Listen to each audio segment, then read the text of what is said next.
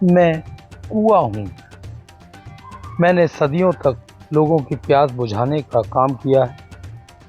भारतवर्ष के हर गली मोहल्ले और गांव में रहने वाले लोगों की जीवन शैली का सबसे ज़रूरी हिस्सा मैं ही रहा हूँ। शहर के अंदर 52 बड़ी बावड़ियाँ थीं। ये बावड़ियाँ मोहल्लों में और क्षेत्रों में जल सोर्स को जल का पेयजल का सोर्स थी। कई सारे कुएं थे पुराने जो पानी को पेयजल के लिए आपूर्ति के माध्यम बनते थे। मैं लोगों को जीवन दे सकता हूँ, लेकिन वो तमाम सारी सुख सुविधाएं और आराम नहीं दे पाया। शायद यही वजह रही कि आधुनिकता के बदलते परिवेश में मुझे उन अपनों ने ही कत्ल कर दिया जिनके पूर्वजों की मैं सदियों से प्यास बुझाता रहा था। हाँ, एक बात और कि मैं देश की अर्थव्यवस्था में भी सहयोग नहीं कर पाया, क्योंकि आधुनिकता के दौर में लोगों को घर के अंदर नल से पानी चाहिए था, चाहे इसके लिए उन्हें कितना भी रुपया खर्च करना पड़े। वैसे भी मेरा पानी तो फ्री था, कोई भी बाल्टी डाले और निकाल ले। नगर निगम या प्रशासन कुछ गंभीर हुआ था, लेकिन फिर भी वही मैं कहूँगी कि पानी पर बहुत शोर है पर ध्यान नहीं इस ओर है। हमारे पूर्वजों ने पहले ही गंभीर समस्या का समाधान खोजकर कुंवर बावड़ी का निर्माण कराया था कि भविष्य में कभी भी हमें वाटर क्राइसिस ना हो, परंतु उन्हें बंद कर दिया गया, उन पर ध्यान नहीं दिया गया। कुंवर बावड़ी का जो जल स्तर को स्थिर रखने के लिए विशेष योगदान है, तो उस पर ध्यान देना होगा। बहुत कम गहराई में पानी था, इसके बावजूद लोगों ने मुझे कत्ल कर दिया। एक बात और है कि जो घर के अंदर नल से पानी आता है उसके लिए बड़ी बड़ी हजारों करोड़ रुपए की योजनाएं बनाई जानी थी, जिससे देश के कथित कर्णधारों का विकास होना था। बड़ी बड़ी पाइपलाइनें, विकास के दावे और वादे, बड़ी बड़ी नदियों से के माध्यम से घरों में पानी पहुंचाने की बड़ी बड़ी योजनाएं बनाई गई, और इससे विकास किसका हुआ ये देश जानता है। देखिए, सबसे पहले तो जो हमारे आसपास जो कुएं थे, बावड़ियां थी, उनको संरक्षित करने की जिम्मेदारी पहले तो हम लोगों की थी। लेकिन चूंकि समय के अभाव में हम जब देखने की नहीं कर पाए इसकी, तो सबसे पहली जो जिम्मेदारी बनती है वो प्रशासन की और नगर निगम की बनती है कि इन जो बावड़ियां हैं शहर की, जो कुएं हैं, कि उनको रिचार्ज कराए, उनकी साफ सफाई समय पर कराए। लेकिन अक्सर अब हम देखते हैं कि जो बावड़ियां हैं, जो कुएं हैं, उन पर अतिक्रमण हो गया है, और जिन पर अतिक्रमण नहीं हुआ तो लोगों ने सुविधा के हिसाब से उसको बंद कर दिया है। तो ऐसे में कहीं ना कहीं उंगली प्रशासन पर उठती है कि जब इतनी बड़ी तादाद में, ग्वालियर में कहते हैं कि कई बावड़ियां और कुएं हैं, तो इतनी बड़ी तादाद होने के बाद कहीं भी संरक्षण दिखता नहीं है। तो एक बड़ा सवाल प्रशासन के ऊपर है। जिम्मेदार सरकारें हैं और ये है प्रशासन है।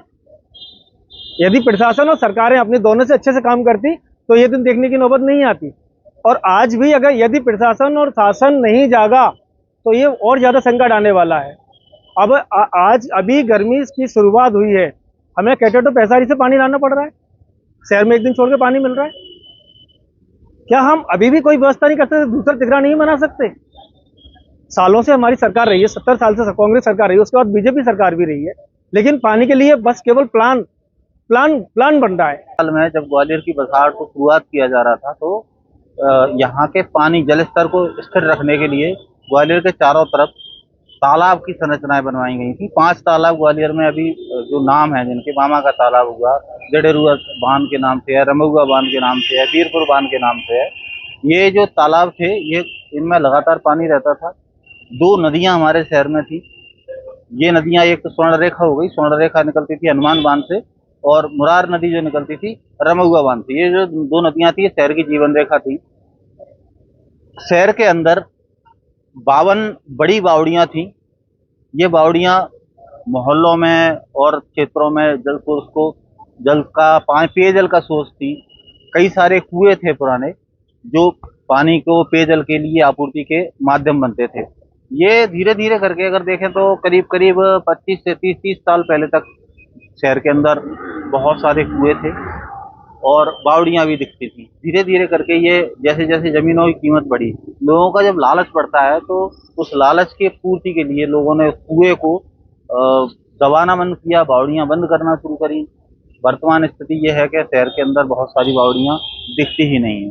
रियासत काल में जो नाम हुआ करता था जिन बावड़ियों का, जिनसे कई कई सारे मोहल्लों के भी, जैसे बेला की बावड़ी है, तो बेला की बावड़ी से एक पूरा क्षेत्र का नाम पड़ा है, पर बेला की बावड़ी कहाँ है ये कोई नहीं जानता। ऐसे ही महलगांव में एक बावड़ी हुआ करती थी, महलगांव की बावड़ी का भी नाम निशान मिट चुका है, सिर्फ स्थान बचा है कि ये स्थान है बावड़ी का। ये जो चीजें चली, इनमें दोषी कौन, अब तो दोषी कौन की बात करें तो इसमें दोषी प्रशासनिक टीम है, प्रशासनिक विभाग है, इसमें नगर निगम दोषी है, इसमें ग्वालियर विकास प्राधिकरण दोषी है, क्योंकि ग्वालियर विकास प्राधिकरण ने जो कॉलोनियां डेवलप की उनमें पुराने कुओं को संरक्षित करने की ऐसी कोई योजना नहीं बनी थी।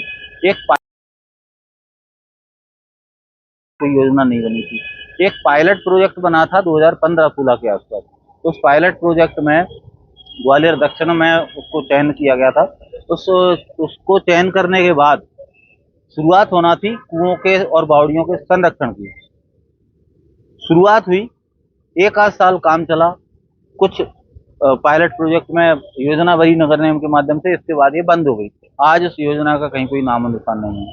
तो इस तरह की जो योजनाएं हैं, जिन योजनाओं पे अमल नहीं हो पाया, पुराने जो कुएं थे ये हमारे वाटर सोर्सेज तो थे ही, इसके अलावा ग्वालियर की पहचान भी हुआ करते थे, क्योंकि ग्वालियर का जो भूजल स्तर है पथरीला क्षेत्र है, पथरीला क्षेत्र होने की वजह से यहाँ भूजल स्तर की समस्या हमेशा से रही है। लेकिन ये जो कुएं थे, बावड़ियां थी, तालाब थे, इनमें जब पानी भरता था बारिश का, तो वो पानी पूरे बारिश भर काम करता था।